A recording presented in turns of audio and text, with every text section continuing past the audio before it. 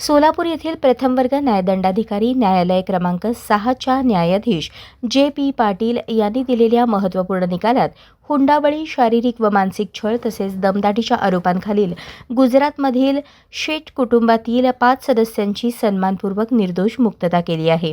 फिर्यादी सोनाली सत्यकुमार शेठ यांनी पती सत्यम शेठ तसेच सासरच्या इतर नातेवाईकांविरोधात सोलापूर येथील MIDC पोलीस ठाण्यात भारतीय दंडसंहितेच्या कलम 498 अ, 323, 504, 506 सह 34 अन्वये गुन्हा दाखल केला होता.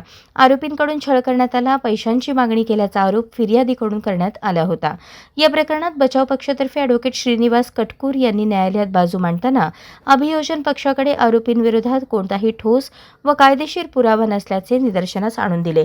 तसेच फिर्यादीने तक्रारीवरील स्वाक्षरी मान्य केली असली तरी तक्रारीतील मजकुराबाबत माहिती नसल्याचे साक्षीदरम्यान स्पष्ट झाल्याचा मुद्दाही न्यायालयासमोर मांडण्यात आला.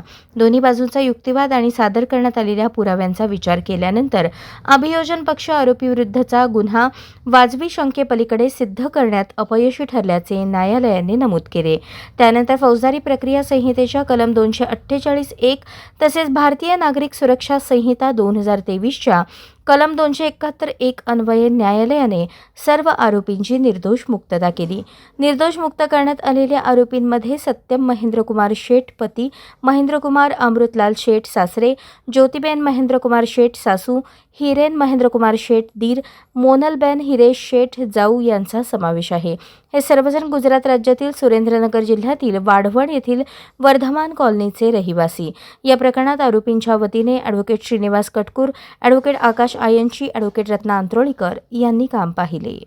अशाच नवनवीन अपडेटसाठी जनता राज्य न्यूज चॅनलला सबस्क्राईब करा, लाईक करा आणि शेअर करायला विसरू नका.